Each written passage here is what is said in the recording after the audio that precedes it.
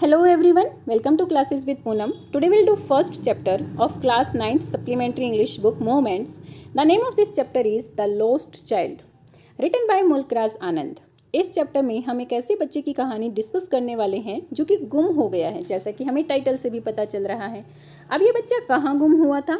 Actually एक बच्चा जो है अपने पेरेंट्स के साथ फेयर देखने के लिए जाता है। He is happy and excited and wants the sweet and toys displayed there. वो खुश है, एक्साइटेड है और जो चीज़ें उसको मेले में दिखाई दे रही हैं लाइक स्वीट्स, टॉयज, बलून्स, फूलों की माला, गार्लैंड्स ऑफ फ्लावर्स और स्विंग्स, उन सबको देखकर वो खुश और एक्साइटेड है और हर एक चीज़ वो लेना चाहता है। बट उसके जो पेरेंट्स हैं उसे कुछ भी नहीं दिलाते हैं और अपनी स्प्रेस्ड डिज़ायर्स के साथ वो अपने पेरेंट्स के साथ फेयर को देखता रहता है। मतलब हालांकि उसके पेरेंट्स उसे कुछ नहीं दिलाते हैं, हर एक चीज़ के लिए डिनाई कर देते हैं, लेकिन फिर भी वो खुश होकर अपने पेरेंट्स के साथ मेले में घूम रहा था। लेकिन एनी हाउ वो मेले में घूमता घूमता अपने पेरेंट्स से अलग हो जाता है, यानी कि गुम हो जाता है मेले में। तो क्या गुम होने के बाद भी उसको ये सारी चीज़ें चाहिए थी या उसकी इच्छाएं अब चेंज हो चुकी थी, उसे कुछ और चाहिए था? That thing will discuss in the chapter, so let's start. It was the festival of spring. ये जो है स्प्रिंग का फेस्टिवल था, यानी कि विंटर्स खत्म हो चुकी थी, स्प्रिंग सीजन आ चुका था और लोग जो है स्प्रिंग सीजन के फेस्टिवल को सेलिब्रेट कर रहे थे। From the wintry shades of narrow lane and alleys emerged a gaily clad humanity. Gaily means happy, clad means बहुत सुंदर कपड़े पहने हुए।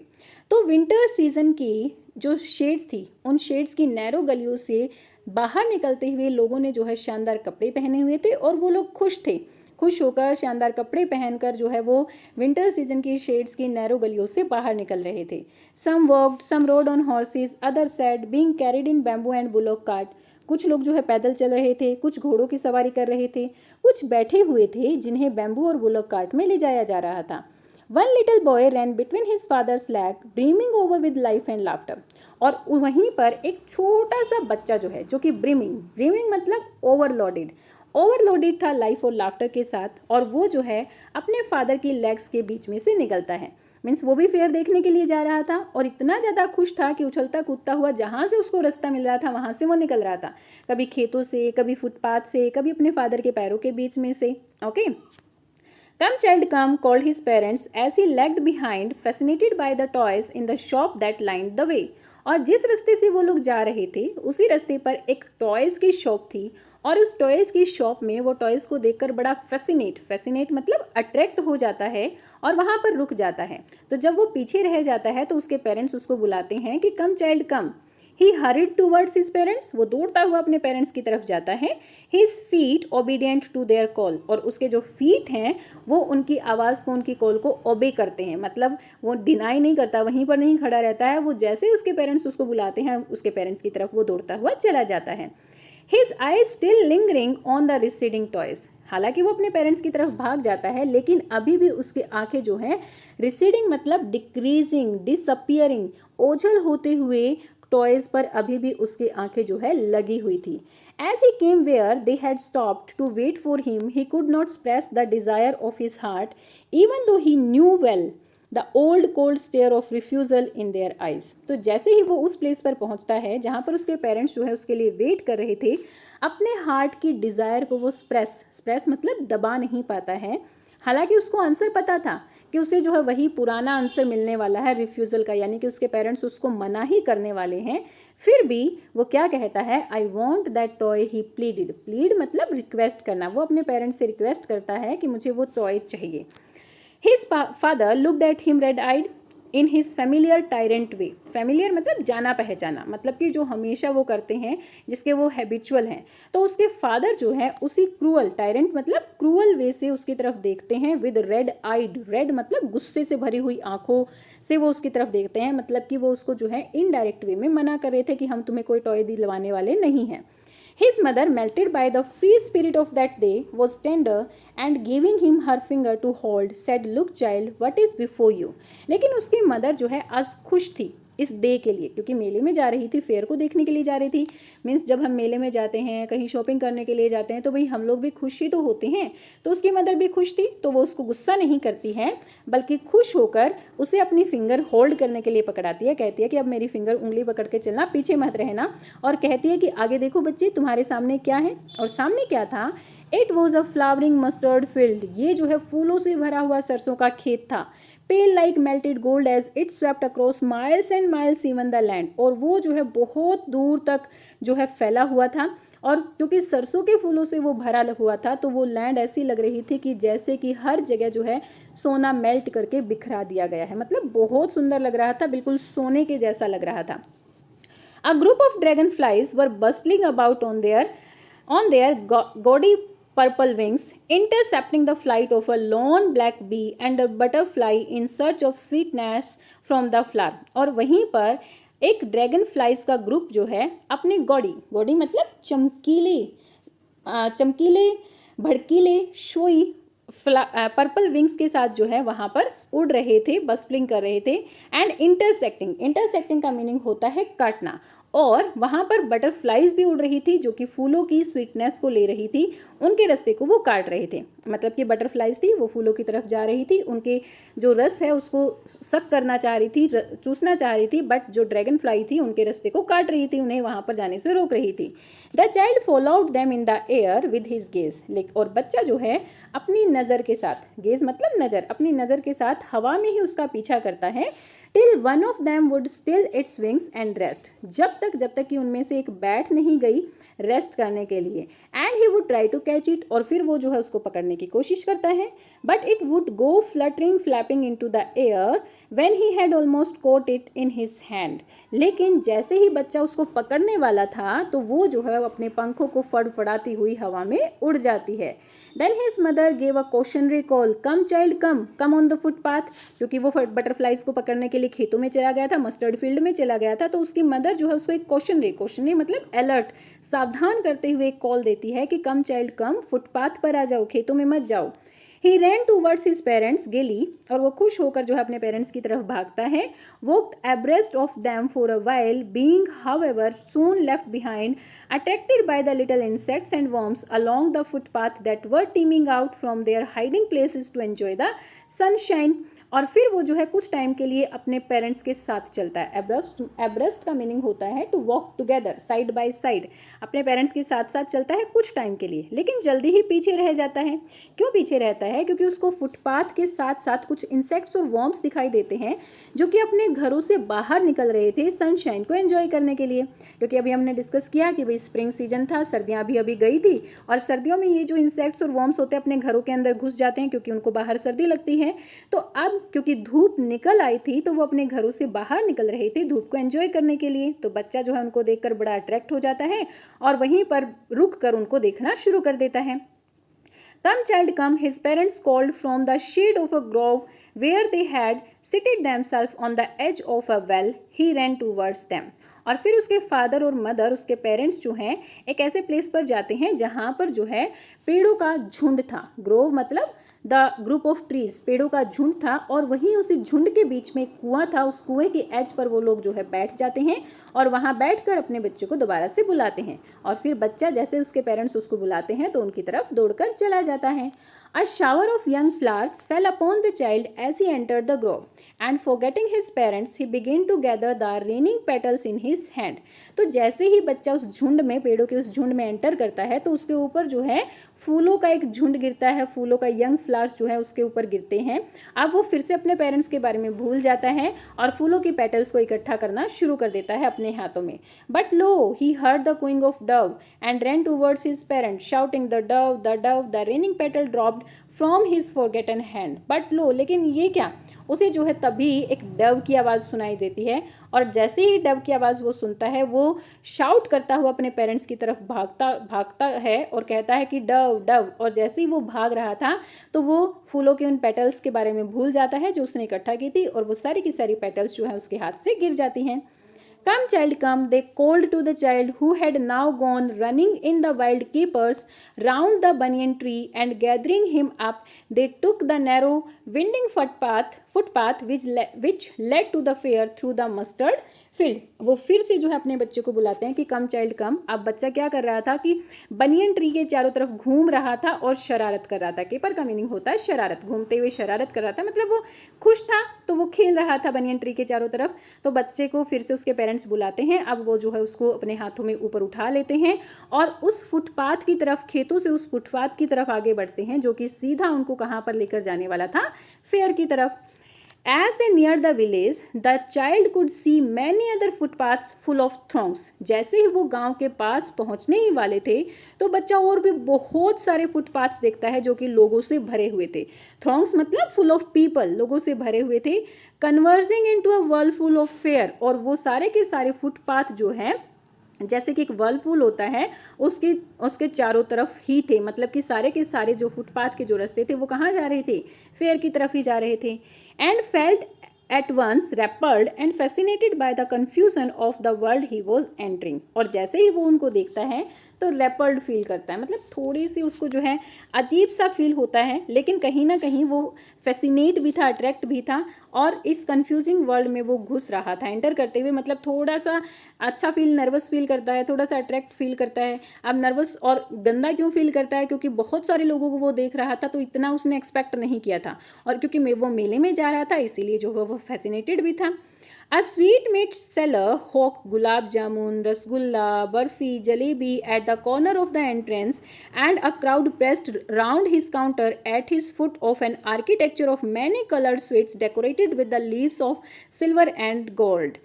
तो जैसे ही वो लोग जो है मेले पर पहुंचते हैं तो मेले की एंट्रेंस के कॉर्नर पर एक मिठाई वाले की दुकान थी, और मिठाई वाला जोर जोर से चिल्ला रहा था कि भाई आओ, गुलाब जामुन, रसगुल्ला, बर्फ़ी, जलेबी ये सब ले लो।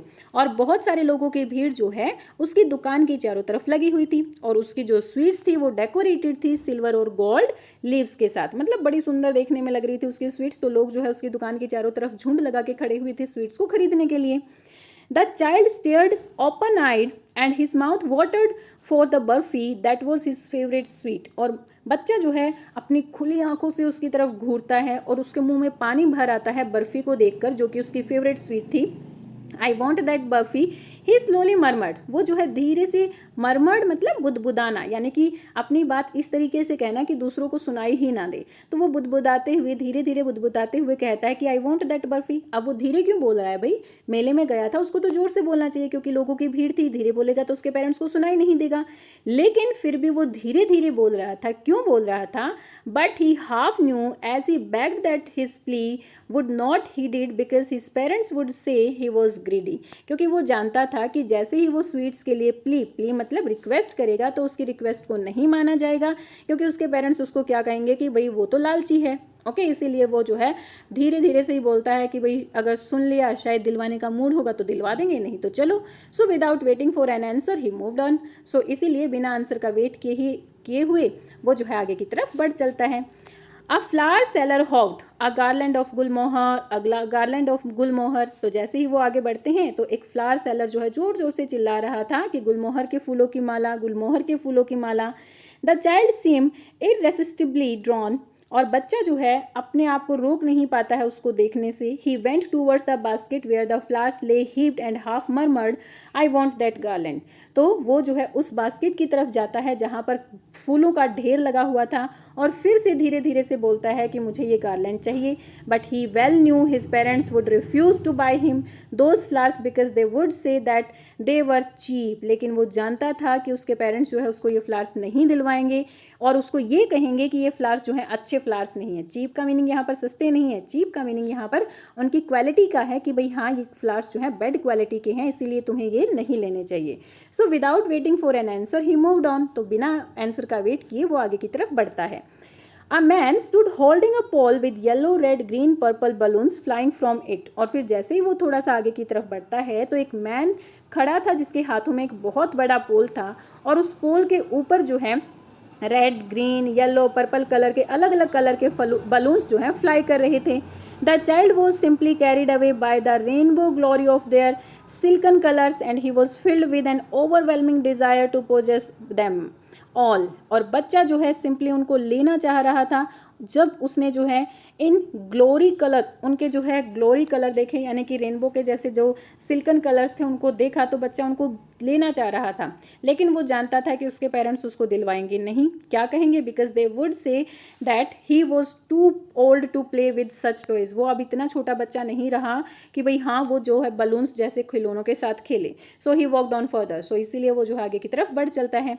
A snake charmer stood playing a flute to a snake which coiled itself in a basket। फिर आगे की तरफ जब वो बढ़ता है तो एक सपेरा वहाँ पर बैठा हुआ था जो कि एक फ्लूट बजा रहा था, और उसके पास एक बास्केट थी। बास्केट में एक स्नेक था जिसने जो है अपने आप को कॉइल की फॉर्म में किया हुआ था। कॉइल मतलब इस तरीके से जो है फॉर्म उसने अपनी बनाई हुई थी।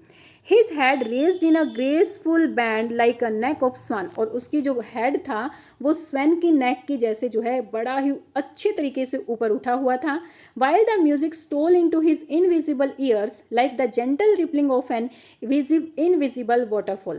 तो जब वो सपेरा फ्लूट बजा रहा था तो इस फ्लूट की आवाज़ जो है उस स्नेक के इनविजिबल कानों में इस तरीके से गिर रही थी जैसे कि वाटरफॉल गिरता हुआ सुनाई देता है। मतलब वो जो है उससे अट्रैक्ट हो रहा था और अट्रैक्ट होकर वो डांस कर रहा था। The child went towards the snake charmer. बच्चा जो है स्नेक चार्मर की तरफ जाता है, but knowing his parents had forbidden him to hear such coarse music as the snake charmer played, he proceeded further. लेकिन वो जानता था कि उसके पेरेंट्स जो है उसे ये फ्लूट जो कि स्नेक चार्मर बजा रहा था उसको कभी नहीं सुनने देंगे, तो अब इसीलिए जो है वो आगे की तरफ मूव करता है। There was a roundabout in full swings. तो जब वो आगे की तरफ बढ़ता है तो एक बहुत बड़ा झूला उसको दिखाई देता है। Men, women and children carried away in a whirling motion shrieked and cried with dizzy laughter. और बहुत सारे मैन, वीमेन और बच्चे जो है उस झूले पर झूल रहे थे, यानी कि मोशन में झूल रहे थे और चिल्ला रहे थे अपने डिजी लाफ्टर के साथ, यानी कि उनकी जो हंसी थी वो ऐसे मंद मंद सी हंसी लग रही थी। The child watched them intently and then he made a bold request, I want to go on the roundabout please mother father. और बच्चा जो है उनको देखकर बहुत ज़्यादा अट्रैक्ट हो जाता है और अब की बार वो मरमर्ड नहीं करता है, एक बोल्ड रिक्वेस्ट करता है अपने पेरेंट्स से कि मुझे जो है उस झूले के ऊपर जाना है, mother and father. There was no reply. तो जैसे ही वो अपनी रिक्वेस्ट करता है तो उसको कोई आंसर नहीं मिलता है। He turn to look at his parents, they were not there. तो वो जो है अपने माता पिता को देखने के लिए पीछे मुड़ा, लेकिन वो वहाँ पर नहीं थे। He turn to look either side, they were not there. He looked behind, there was no sign of them. वो अब दूसरी साइड मुड़ता है उनको देखने के लिए, लेकिन वो वहाँ पर भी नहीं थे। वो पीछे की तरफ मुड़ता है उनको देखने के लिए, लेकिन वहाँ पर भी उनका कोई साइन दिखाई नहीं दे रहा था। A full deep cry rose within his dry thought, and with a sudden of jerk of his body he ran from where he stood crying in real fear, mother, father। अब जब कोई जवाब उसको नहीं आता है तो और इधर उधर देखता है और उसके पेरेंट्स उसको नहीं दिखाई देते हैं, तो इट मीन्स उसको पता चल गया था कि भाई हाँ वो मेले में गुम हो चुका था, उसके पेरेंट्स उससे अलग हो चुके थे। तो उसके सूखे गले से गहरी और तेज चीख निकली और उसने जो है अपनी बॉडी में एक जर्क मतलब एक झटका सा फील किया। जहाँ पर वो खड़ा था वहाँ से वो भागा और रियल फियर में चिल्लाते हुए कहता है, mother, father. Tears roll down from his eyes hot and fierce, his flushed face was convulsed with fear. और उसकी आंखों से जो है आंसू बह रहे थे और आंसू निकलते हुए वो डर के साथ उसका जो फेस था वो हॉट और फियर्स हो गया था, यानी कि डरावना हो गया था, मतलब डर रहा था, उसका फेस बिल्कुल गर्म हो गया था। Panic striking he ran to one side first, then to other side, hither and thither in all the direction, knowing not where to go. और डर कर पहले वो एक साइड जाता है, फिर दूसरी साइड जाता है, फिर इधर उधर सभी डायरेक्शंस में भागता है। उसे नहीं पता था कि भाई हाँ वो कहाँ जाए। ही वेल्ड मदर एंड फादर। वो फिर से रोता हुआ चिल्लाता हुआ कहता है कि mother, father. His yellow turban came untied and his clothes become muddy. उसकी जो येलो टर्बन थी वो खुल जाती है और उसके जो कपड़े थे वो गंदे हो जाते हैं, क्योंकि वो इधर उधर भाग रहा था, गिर रहा था, डर गया था, तो उसके कपड़े भी गंदे हो जाते हैं। Having run to and fro मतलब आगे एंड पीछे, ठीक है। Having run to and fro in a rag of running for a while, he stopped defeated, his cries pressed into sobs। क्योंकि आगे पीछे वो कई देर से भाग रहा था तो अब वो जो है डिफीट यानी कि थक कर हार जाता है और अब उसकी जो क्राइज थी, जो ये चिल्ला रहा था, वो सॉब्स यानी कि सिसकियों में बदल जाती हैं। At little distance on the green grass he could see through his filmy eyes man and women talking. और थोड़ी सी दूरी पर ही ग्रीन ग्रास में अपनी फिल्मी आइज, फिल्मी मतलब धुंधली, क्योंकि उसकी आंखों में में आंसू थे ना, तो उसकी आंसू थे, उसकी आंखें धुंधली हो गई थी, तो अपनी धुंधली आंखों से थोड़ी सी दूरी पर ग्रीन ग्रास में वो कुछ मैन और वीमेन को देखता जो कि बातें कर रहे थे. He tried to look intently among the patches of bright yellow cloths, but there was no sign of his father and mother among these people who seemed to laugh and just talk for the sake of laughing and talking. लेकिन उसने जो है उन लोगों के बीच में अपने माता पिता को, अपने मदर फादर को ढूंढने की कोशिश की, लेकिन वहाँ पर उनके मदर फादर का कोई निशान नहीं था. वे लोग जो बिना वजह हंसते और बातें करते हुए दिखाई दे रहे थे, वो बस हंस बोल ही रहे थे, मतलब बस हंसी मजाक करते हुए दिखाई दे रहे थे और कुछ भी नहीं. He ran quickly again, this time to a shrine to which people seemed to be crowding. अब वो फिर से जो है दौड़ कर जाता है, जल्दी से दौड़ कर जाता है. इस बार वो एक श्राइन मतलब स्मॉल टेम्पल, एक छोटे से टेम्पल की तरफ दौड़ता है जहाँ पर लोगों की भीड़ लगी हुई थी. Every little inch of space here was congested with men. और उस स्पेस का हर एक छोटा छोटा स्पेस भी, हर एक छोटा छोटा लिटिल इंच भी जो है लोगों से भरा हुआ था. मतलब इतनी भी जगह नहीं थी कि वे वहाँ पर पैर रख सके. But he ran through people's leg, his little sob lingering. लेकिन वो जो है लोगों के पैरों के बीच से निकलता है और अभी भी वो सिसकियाँ ले रहा था और मदर फादर बोल रहा था. Near the entrance to the temple however the crowd became thick. Man jostled each other, heavy man with flashing murderer eyes and hefty shoulders. और एंट्रेंस के पास जो है भीड़ और ज़्यादा थी और लोग एक दूसरे को जोस्टल मतलब धक्का मुक्की करना, लोग एक दूसरे को धक्का कर रहे थे. कुछ हैवी मैन जो है वो अपनी फ्लैशिंग और मर्डरर यानी कि डरावनी आंखों के साथ और हेफ्टी यानी कि भारी शोल्डर्स के साथ लोगों को धक्का दे रहे थे, उन्हें पीछे की तरफ धकेल रहे थे.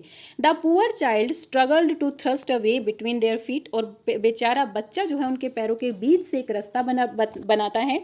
Knocked to and fro. और लोग उसको जो है आगे पीछे अपने पैरों में नॉक करते हैं यानी कि धक्का इधर उधर देते हैं. He might have been trampled out under feet. वो उनके पैरों के नीचे कुचला ही जाने वाला था. Had he not shrieked at highest pitch of voice. अगर वो जो है जोर से, जब वो उनके पैरों के नीचे थे ना, तो उसने जोर से चिल्लाया मदर फादर. और अगर वो जोर से नहीं चिल्लाता तो वो उनके पैरों के नीचे कुचला जाता. A man in surging crowd heard his cries. और इस भीड़ में एक मैन जो है उसकी आवाज़ को, उसकी क्राई को चिल्लाता है. Stooping with great difficulty lifting him up in his arm. और वो बहुत बड़ी ग्रेट डिफिकल्टी यानी बड़ी मुश्किल से नीचे की तरफ झुकता है और उसको अपने हाथों में उठा लेता है. How did you get there child, whose baby are you, the man asked as he steered clear the mass. तो मैन जो है उस भीड़ से बाहर निकल कर आता है. तो जैसे ही वो उस भीड़ से बाहर निकल कर आता है तो वो बच्चे से पूछता है कि तुम यहाँ पर कैसे आए, तुम किसके बच्चे हो. The child wept more bitterly than ever now and only cried, I want my mother, I want my father. और बच्चा जो है अब और भी ज़ोर ज़ोर से रोना स्टार्ट कर देता है और रोते हुए कहता है कि मुझे मेरी मम्मी चाहिए, मुझे मेरे पापा चाहिए. The man try to soothe him by taking him to the roundabout. Man जो है उसको जो है सूद करना चाह रहा था यानी कि उसको अभी भी उसको जो है शांत करने की कोशिश कर रहा था. और इसीलिए शांत करने की कोशिश में वो जो है उसको राउंड अबाउट यानी कि झूले के पास लेकर चला जाता है. Will you have a ride on the horse, क्या तुम जो है इस घोड़े की सवारी करना चाहोगे. He gently asked as he approach the ring. जैसे ही वो रिंग के पास यानी कि झूले के पास पहुंचता है तो वो बड़े प्यार से उससे पूछता है. The child's thought tore into 1,000 shrill sobs and only shouted, I want my mother, I want my father. लेकिन बच्चे का जो गला था वो हजारों तेज सुबकियों के साथ भर जाता है और वो सिर्फ एक ही बात चिल्लाता है कि मुझे मेरी मदर चाहिए, मुझे मेरे फादर चाहिए. The man headed towards the place where the snake charmer still played on the flute to the swaying cobra. तो मैन जो है उस स्थान की तरफ उसको लेकर चलता है जहाँ पर सपेरा अभी भी कोबरा के सामने बीन बजा रहा था. Listen to that nice music child, he pleaded. Plead means request करना. वो उससे रिक्वेस्ट करता है कि इस प्यारे से इस नाइस से म्यूजिक को सुनो. But the child shut his ears with his fingers and shouted his double pitched strain. लेकिन बच्चा जो है अपने फिंगर्स के साथ अपने कानों को बंद कर लेता है और जोर से चिल्लाता है, I want my mother, I want my father. Then the man took him near the balloons, thinking the bright colors of the balloon would distract the child attention and quieten him. फिर man जो है उसको balloons के पास ले जाता है ये सोचकर कि शायद ये जो बलून्स के ब्राइट कलर्स हैं वो बच्चे की अटेंशन को डिस्ट्रैक्ट करेंगे और उसको चुप कर देंगे. Would you like a rainbow colored balloon?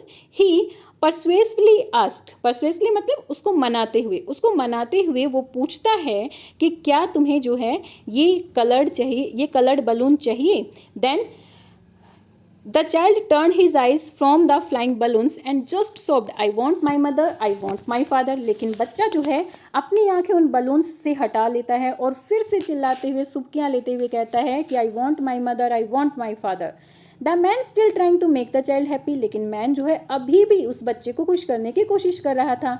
Bore him to the gate where the flower seller sat, look can you smell those nice flowers child, would you like a garland to put round your neck.